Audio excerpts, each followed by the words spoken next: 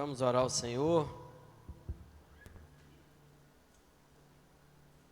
Deus abençoa, Pai, cada oferta neste gasofilaço, cada dízimo que é lançado aqui, como diz a Tua palavra, nesse gasofilaço, que o significado é lugar de luz, lugar de bênção.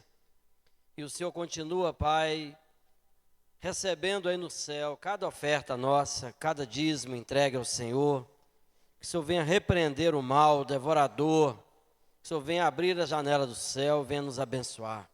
Abençoa as finanças na casa do Senhor. Pai, abençoa essas pessoas que estão passando por um momento de dificuldade. Pai, nessa pandemia, nesse ano tão difícil. Pai, que o Senhor venha socorrer os nossos irmãos que estão passando por um momento difícil, Pai. Que o Senhor possa abençoar a vida de cada um. Abençoa também os irmãos que estão em casa, que não puderam vir. Que recebam também a bênção do Senhor, em nome de Jesus. Amém. Abra sua Bíblia em Hebreus, capítulo 9.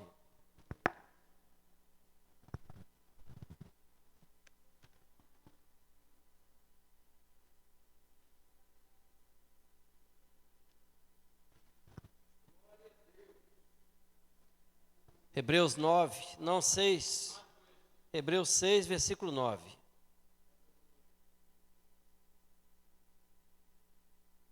Hebreus capítulo 6, versículo 9. Amém? Mas de vós, ó amados, esperamos coisas melhores e coisas que acompanham a salvação, ainda que assim falamos. Amém? Pode assentar.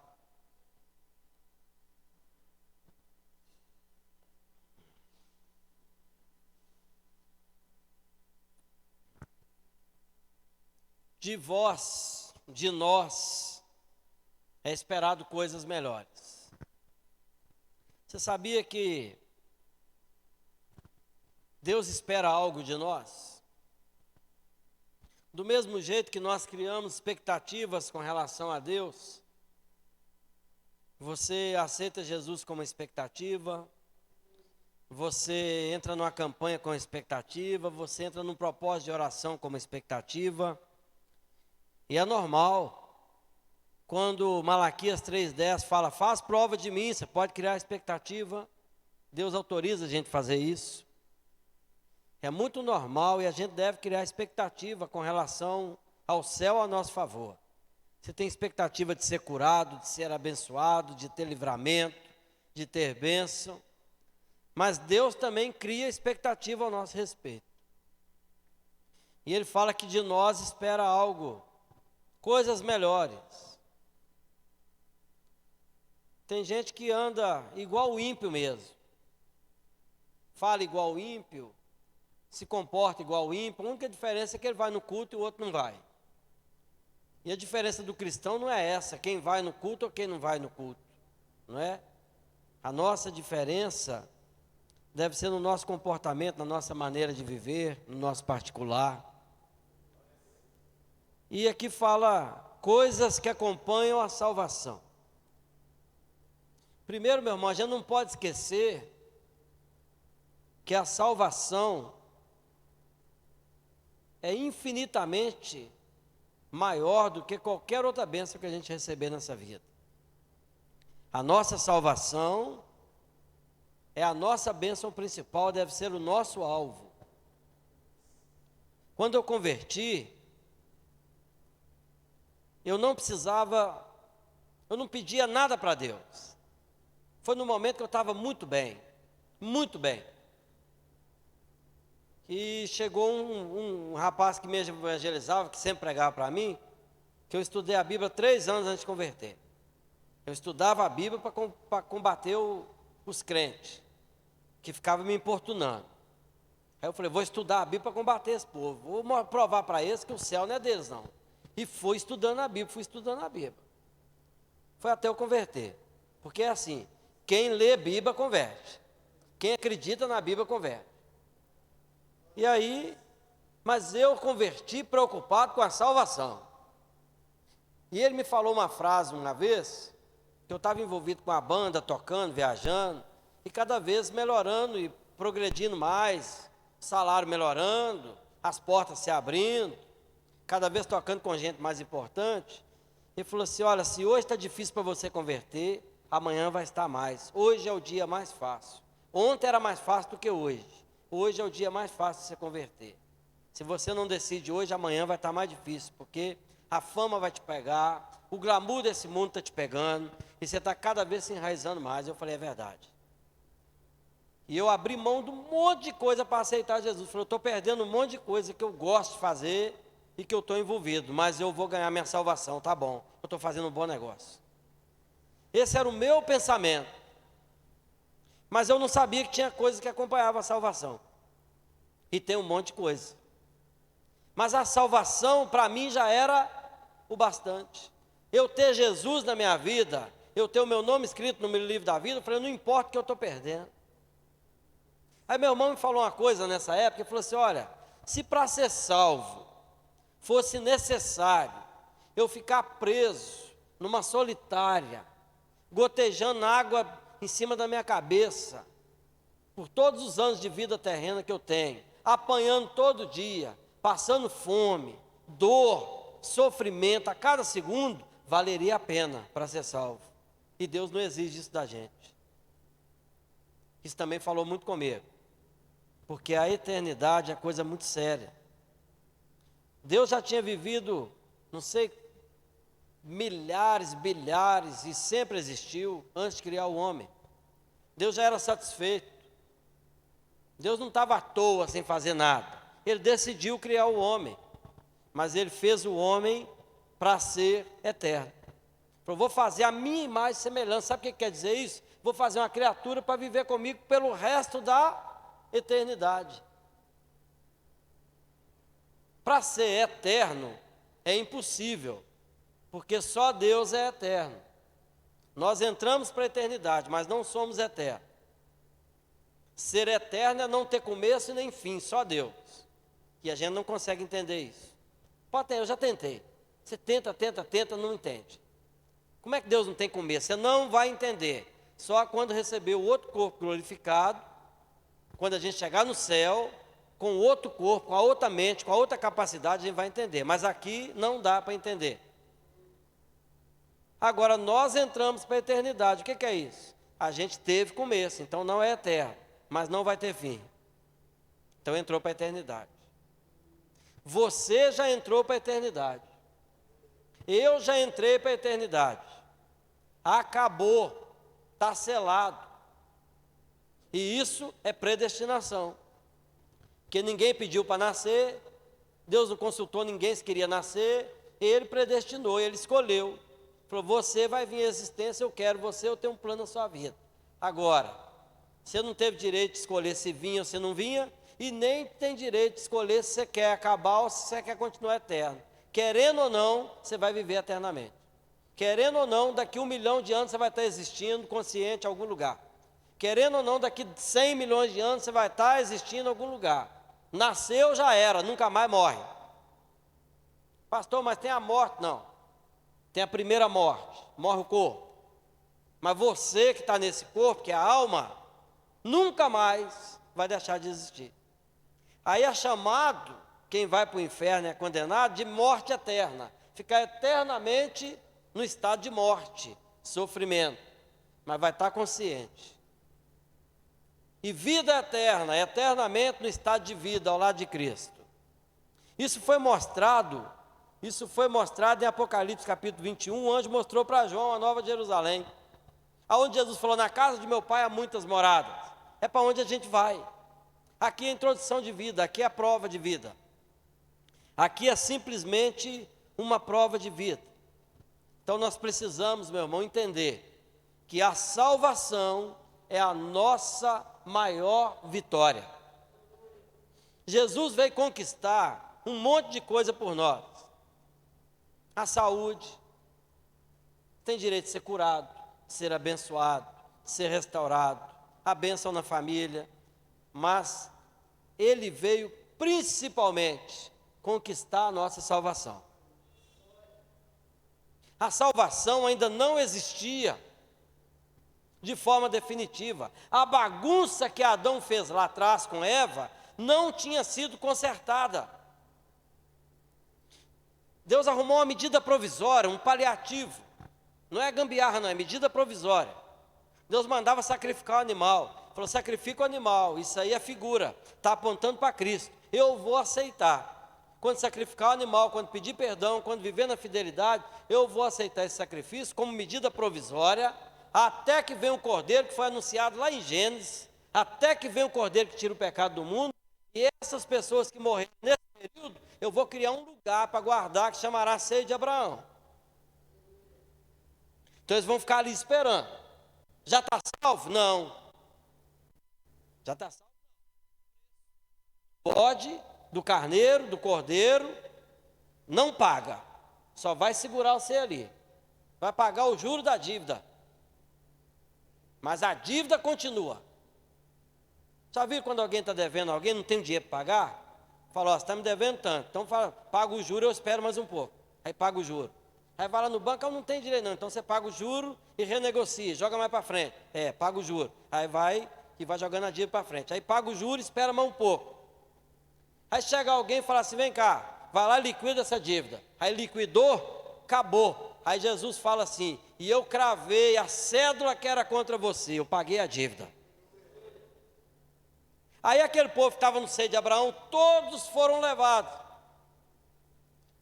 Aí fala, e aquele que subiu, primeiro desceu. Não é assim que está escrito lá? Aquele que subiu, primeiro ele desceu. E pregou os espíritos que estavam em prisão. E resgatou as pessoas que estavam em prisão. O que ele fez? Você imagina o seio de Abraão, e está lá Jó, Moisés, Abraão, e um monte de gente que a gente não sabe nem o nome, que não está na Bíblia. Aquela galera toda no seio de Abraão, num lugar de gozo, tranquilo, bacana, porque isso aí foi mostrado, antes de Jesus pagar esse preço, foi mostrado.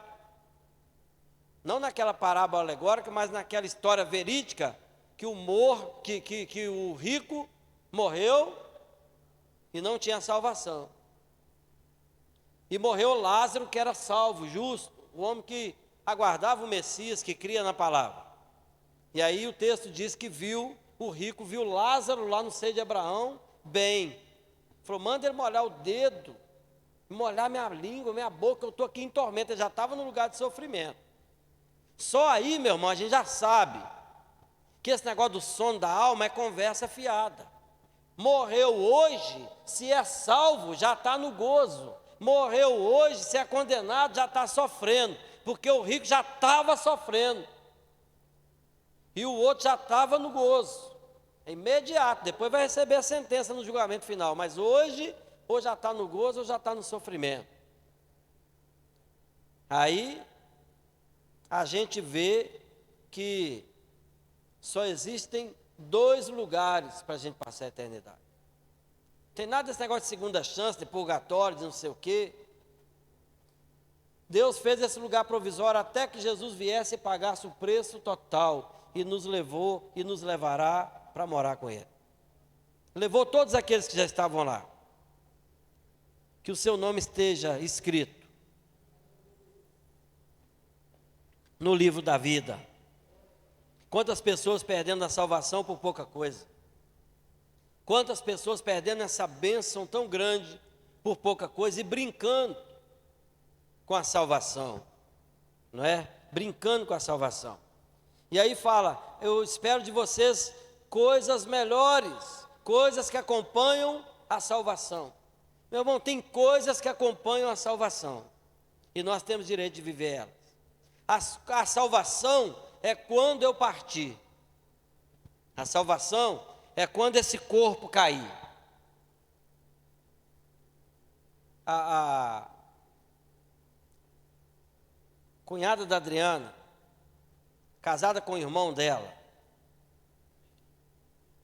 a gente esteve lá há pouco tempo agora, que estava desviada, e a gente foi lá levar algumas coisas para ajudar e tudo, e eu parei para pregar para eles, e eu estava falando disso. Falei, ó, dificuldade a gente passa, problema a gente passa, mas cuidado com a salvação. Vocês dois conhecem a palavra, e vocês estão fora da presença de Deus. Toma muito cuidado, isso é o mais perigoso da nossa vida. E ela olhou, ouviu aquilo e tal. Quando foi agora, segunda-feira, sexta-feira à noite, ela faleceu. 41 anos. Faleceu. Neurisma. Estourou uma veia. Você sabe o que aconteceu? Uma veinha que passa dentro do cérebro. Se a gente passa um problema a mais e preocupa um pouco a mais, pode dar uma pressão nela. Se ela estiver um pouco enfraquecida, alguma coisa assim, e dá uma pressão a mais do que ela está acostumada, estoura e a gente... Sabe quantas pessoas que morrem por dia? A gente morre gente de tudo enquanto até de susto.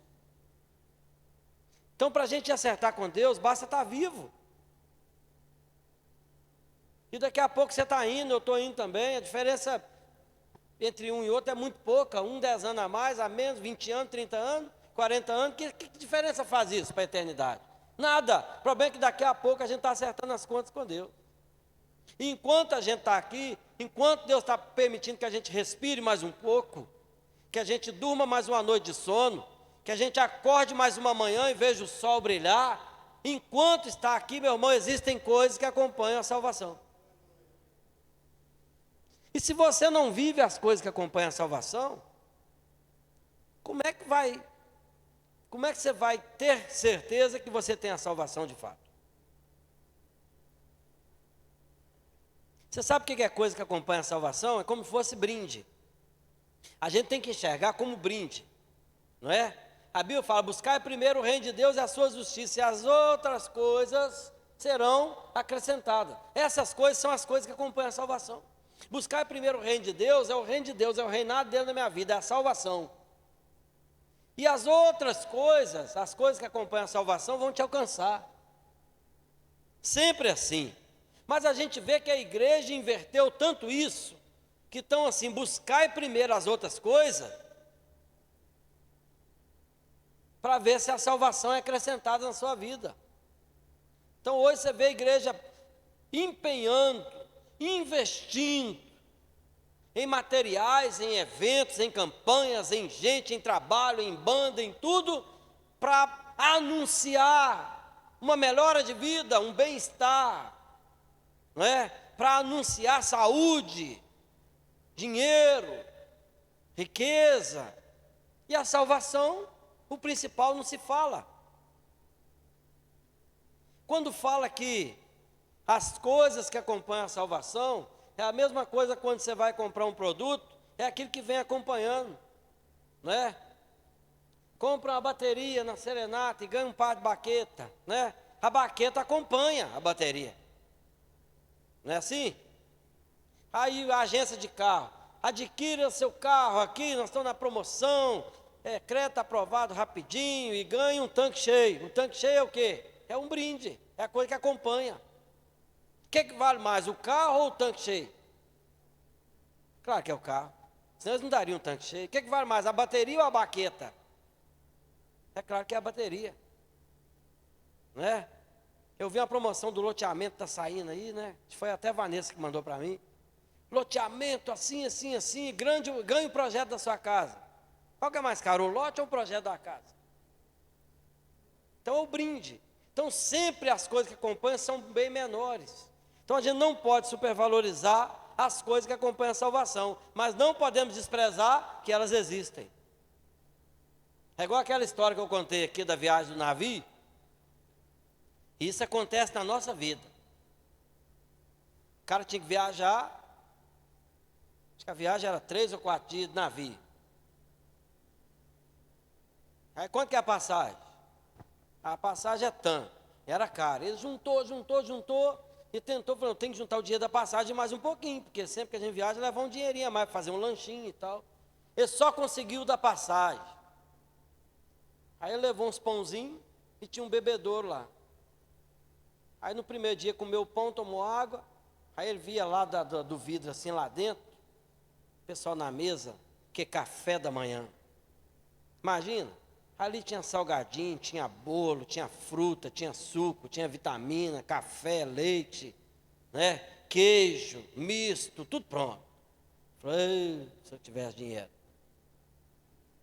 Aí chegava na hora do almoço, ele ia lá, o pão seco, água, aí ele olhava lá e só os garçons passando, maionese, salpicão, tropeiro, picanha, cortando para lá e para cá, rã.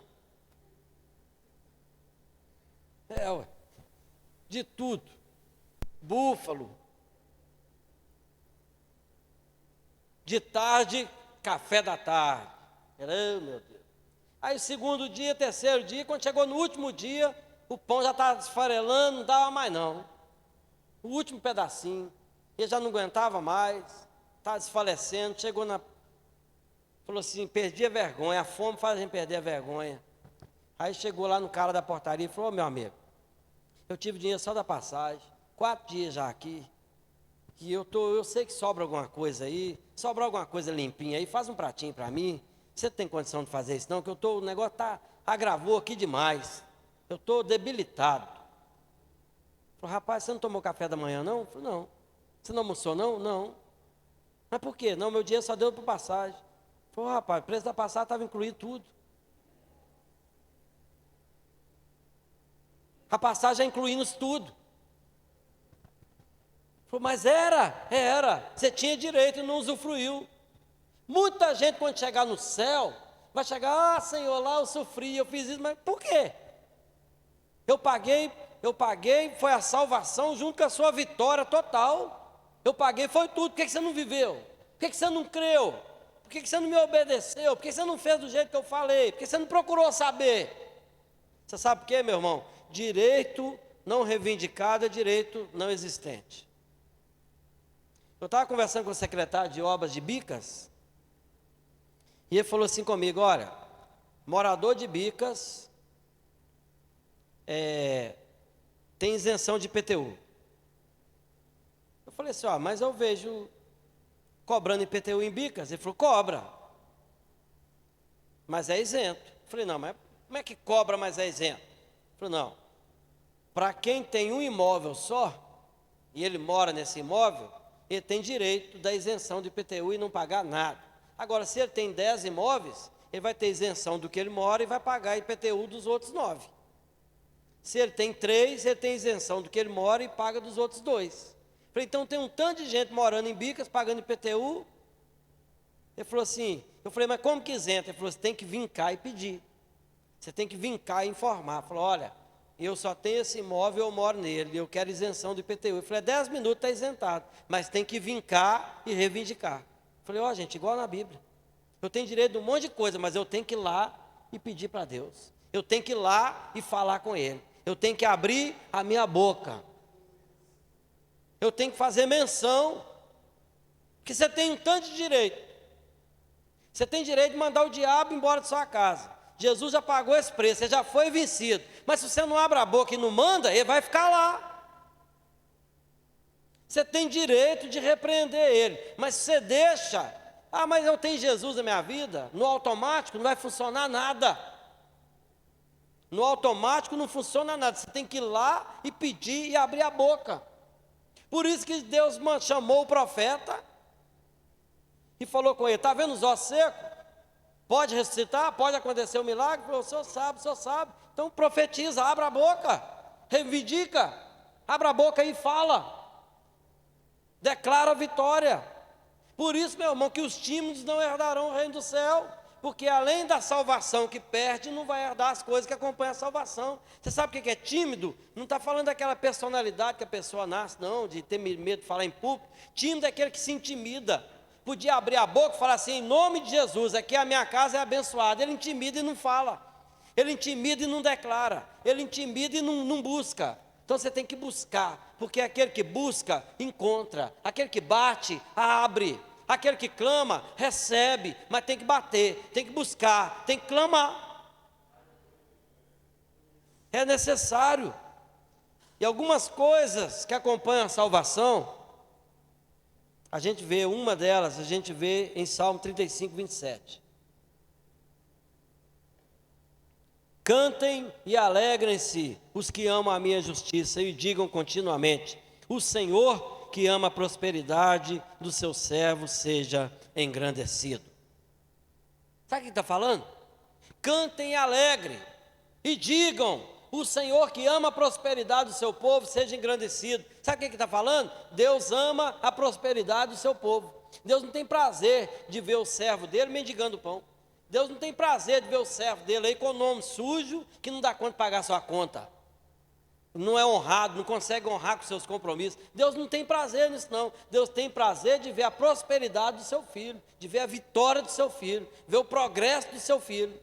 Você sabe o que é isso? Isso é uma coisa que acompanha a salvação. É uma coisa que acompanha a salvação. Outra coisa que acompanha a salvação está em Êxodo capítulo 14, versículo 13. Moisés disse assim: Moisés disse ao povo: não temais, estejais quietos, e vejam o livramento que o Senhor hoje vos fará. Os egípcios que hoje viste, nunca mais vereis para sempre. Livramento. Você sabe o que é livramento? É Deus estar acompanhando e entrar com intervenção. É Deus estar acompanhando e falar: não, aí não, opa. Aí a gente vai, quase capota, quase cai no abismo, quase, o que é isso? Livramento. Eu quase morri. Um tubo de inox de 6 metros, não passou pela escada. Eu falei com o rapaz: vamos passar aqui pela sacada, me entrega ali que a gente sobe aqui. E eu falei: vai subindo, olha o fio aí, hein? Ele falou: estou olhando. Olhou os fios de baixo, ele não olhou que para cima tinha mais 3. Os de baixo era fichinha, os 3 de cima, 13.800 volts. Aí ele vigiou bem de baixo, foi levantando, eu segurando lá na frente, só sentia que tranco. Tum! Aí essa semana, encontrei com o cara da CEMIG, que chegou lá para fazer uma vistoria no relógio. Estão fazendo vistoria de rotina, tá aleatoriamente, tá indo e... Falei: mas tem alguma coisa? Ele falou: não, só vamos conferir. Falei: tá. E depois no final ele tirou o relógio, arrancou fora, pôs numa caixinha de medida e falou: tá tudo certo. Aí eu falei, ele falou assim: arreda um pouquinho, porque a gente tá com equipamento de segurança, se der algum choque, não te atingir aqui. Eu falei: não, beleza. Eu falei assim: sabe qual choque que eu já tomei? 13.800. Ele falou: rapaz, mas só encostou, né? Eu falei: não. Fui, caí, fiquei com o lado paralisado uns 10 minutos, não conseguia nem mexer, e deu um buraco na minha perna, aonde saiu o choque. Entrou na mão e saiu na perna. Ele falou assim: ó, se entrou na mão e saiu na perna, percorreu o seu corpo. Se passasse pelo coração, você não durava 1 segundo, estava morto. Se passasse pelo rim, você também estava fulminado. Se passasse pelo pulmão, você também estava morto. Então eu não sei por onde esse choque passou, que contornou tudo. E você teve alguma lesão, algum órgão? Eu falei: não, tudo funcionando zerado. Ele falou: mas por onde que passou que não atingiu nenhum? Eu falei: só Deus. Você sabe o que é isso? Livramento. Livramento. Ele falou: nunca ouvi um negócio desse, porque pegar 13.800, ou fica com sequela, ou então morre. Você sabe o que chama isso? Livramento. Aí Moisés falou assim: fica tranquilo, não tema, fica quieto e vocês vão ver o livramento. Tem hora, meu irmão, que o trem está pegando fogo, o exército do inimigo está vindo com tudo, a luta intensifica. Aí o Espírito Santo de Deus fala a mesma coisa que Moisés falou: fica quieto, só assiste, e daqui a pouco você tem mais uma história para contar. Contempla o livramento que Deus tem para a sua vida. Você sabe o que é isso? Coisas que acompanham a salvação. Porque se não tivesse livramento na nossa vida, a gente não estava aqui não. O inimigo já tentou acabar com a gente de todo jeito. Mas o livramento maior que está em nós do que o que está no mundo. O livramento de Deus é sobre nós. Provérbios 4, versículo 22 diz: as palavras do Senhor são vida para os que a acham e saúde para o corpo. Saúde para o corpo. Sabe o que é isso? Saúde para o corpo. Cura. Deus quer te dar saúde, cura, restauração, livrar da enfermidade. Você sabe o que é isso? Coisas que acompanham a salvação. Você sabe quando vinha as pessoas enfermas para atrás de Jesus, ou deficiente, com alguma deficiência, talvez pela deficiência não conseguia andar, talvez pela enfermidade não conseguia andar, não conseguia enxergar, seja lá o que for, mas fizeram um buraco lá no telhado, lá e desceram o camarada na frente de Jesus. Ele falou assim: sua fé te salvou, você está salvo. Deu ibope nenhum. Não deu ibope nenhum. Não vai estar salvo. E aí? Até ele ficou meio frustrado. Ele falou assim: para você crer, para que creia que você está salvo de fato, levanta e anda. Ele falou assim: qual que é mais importante? Você está salvo ou levanta e anda? Mas na hora do levanta e anda foi uma muvuca. Todo mundo, oh glória, oh aleluia. Mas na hora que falou, você está salvo? É, bacana. Como assim bacana? É o tal salvo, é a palavra está salvo que deveria dar euforia. E assim é a mesma coisa na nossa vida. Alguém chega aqui e fala assim: eu estava perdido, não sei o que, mas aceitei Jesus, estou salvo. Fala amém. Mas se falar assim: irmão, eu não tinha nada, e quando eu cheguei lá em casa, apareceu um homem, chegou com um carro zero, me deu um carro, e minha perna não funcionava, ela voltou a funcionar, e eu fiquei feliz, agora eu estou andando, estou de carro novo, e ganhei um sítio, e no sítio tem piscina, e tem isso, e tem aquilo. Você fala: oh glória, esse é Deus poderoso. Mas quando fala que foi salvo, amém. Peraí, o que acompanha aqui? É a salvação que é a grande bênção. O sítio, a piscina, o carro está acompanhando, isso é brinde.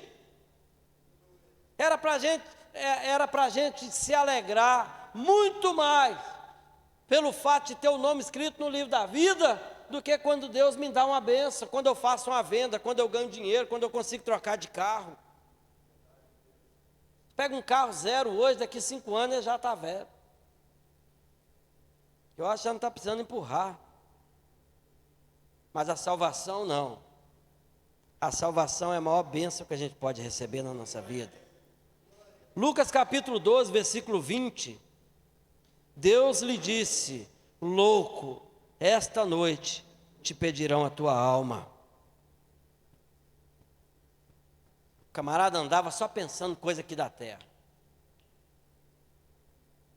Se você quiser virar um super espiritual, meu irmão, não, só quero a salvação, você vai virar um franciscano, quer nada dessa terra, você também está sendo extremista, porque aqui o texto está falando que Deus tem coisa que acompanha a salvação, que vai nos dar, mas toma cuidado, se você se distrair só com essas coisas, e tirar o olho da sua salvação, você vai virar um louco. Nesse caso é louco de verdade, porque a própria Bíblia chamou ele de louco. Louco, o homem construiu um barracão, construiu um galpão, encheu, construiu outro, encheu, falou: agora o meu saldo dá para viver o resto da vida. A pessoa que hoje senta aí e fala assim: ó, ganhei dinheiro, ganhei, multipliquei, ganhei, e se eu viver aí gastando 10 mil reais por mês, no que eu quiser, eu tenho dinheiro para viver mais 100 anos de vida. Era a situação desse homem mais ou menos. Então eu posso viver mais uns 100 anos para frente, gastando bastante, tudo que eu der vontade. Eu estou tranquilo. Aí ele olha lá de cima e fala: louco, vou te pedir a alma, vão pedir sua alma hoje. E aonde você deveria ter guardado, você não guardou. Você está investindo no lugar errado. A palavra de Deus fala para a gente juntar tesouro no céu, onde a traça, a ferrugem não corrói. E lá de fato nós vamos usufruir. Sabe o que isso quer dizer? Que quando você faz alguma coisa em nome do Senhor, você faz alguma coisa para o seu semelhante, você faz alguma coisa para a obra de Deus, você está juntando tesouro no céu. Sabe o que é isso? Que lá vai ter diferença sim. Tem gente que tem um saldo maior, tem gente que tem um saldo menor. Tem gente que vai ter mais privilégio, tem gente que vai ter menos privilégio, tem gente que vai ter mais poder, tem gente que vai ter menos poder. É claro que o mais simples que entrar lá, sem galardão nenhum, vai ser muito feliz, lá só tem felicidade. Mas tem gente que ainda vai conseguir ser mais feliz do que isso. Sabe por quê? Porque juntou galardão na terra. Não disse não para o seu ministério, não disse não para o trabalho do Senhor, priorizou as coisas do Senhor. Mateus 16, 26 diz assim: pois que aproveitará o homem ganhar o mundo inteiro e se perder a sua alma? Tanta gente que está acontecendo isso, meu irmão. Tanta gente que está ganhando tanta coisa. Ganha dinheiro, ganha empresa, ganha coisas. E tem um engano muito grande em adquirir felicidade. Que tem gente que pensa assim: quando eu conseguir aquilo, eu vou ser feliz. Você almeja a felicidade através de uma coisa, geralmente através de uma coisa que você não tem. Mas depois que você tem, você vai almejar a felicidade através de outra coisa que você ainda não tem de novo. É um ciclo que não tem fim. Porque quando você não tem, você cria aquela expectativa de felicidade. E quando você tem, aí agora a sua expectativa é outra coisa. Ah, se eu comprar um lote. Aí quando consegue, fala, não, o que adianta um lote sem uma casa? Se eu conseguir fazer a base, aí faz a base. Não, agora já tem a base. Não, mas se eu conseguir levantar as paredes, aí levanta as paredes. Mas se eu conseguir dar um acabamento, aí dá acabamento. Mas se eu conseguir aumentar ela mais um pouco, aí aumenta. Mas se eu conseguir fazer uma área gourmet, faz. Mas se eu conseguir mais uma, que aí eu vou ter um aluguel. Mas se eu conseguir ter duas, mas se eu... E o homem é assim. E é um engano. Porque para mim ser feliz de fato, estar num estado de felicidade, eu só preciso de uma coisa: o Senhor é o meu pastor e nada me faltará. Eu tendo Ele, eu não sinto falta de mais nada. E as outras coisas vão ser tudo acréscimo. Amém? Vamos ficar de pé. Vamos orar. Meu irmão, Deus nos dá saúde, fôlego de vida. Deus nos dá 24 horas por dia para a gente fazer o que quiser. A gente administra. Deus nos dá dinheiro, recurso. Deus nos dá habilidades, dons. Deus nos dá tudo, a fim de que com isso a gente possa produzir frutos para o reino dele. Mas às vezes a gente usa todo esse arsenal,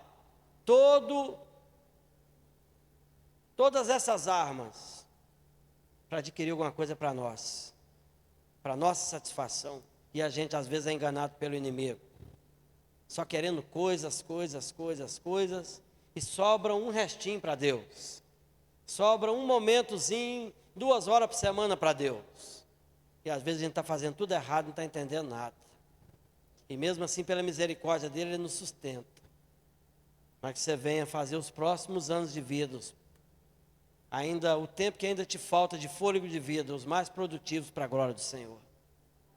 Que a gente possa chegar lá na glória e ter alguma coisa para apresentar para Ele. Porque Ele já nos deu, o que Ele já nos deu já é suficiente. Jesus na sua cruz derramou o seu sangue e nos deu a vitória. Além disso, Ele nos dá livramento, nos dá saúde, nos dá prosperidade. E Ele espera de nós pelo menos um pouco de gratidão. E a gente é grato a Deus quando a gente devolve a Ele, pelo menos um pouco do que Ele tem nos dado. Amém? Deus, obrigado pela presença do Senhor, pela bênção do Senhor na nossa vida.